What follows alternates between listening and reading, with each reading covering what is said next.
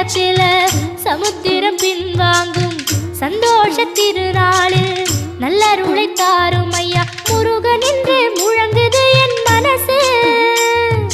கடலை போல உன் கருணை பெருசு. உப்பு காத்து ஊத காத்து சுத்தும் கடலுக்கரைய பார்த்து சத்தியமா கோயில் கொண்ட சுப்பையா எங்க குப்பத்துக்கு குலவிளக்கு நீ ஐயா.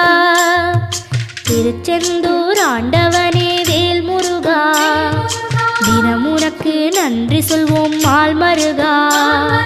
திருவடியில் தவம் இருப்போம் திருமுருகா.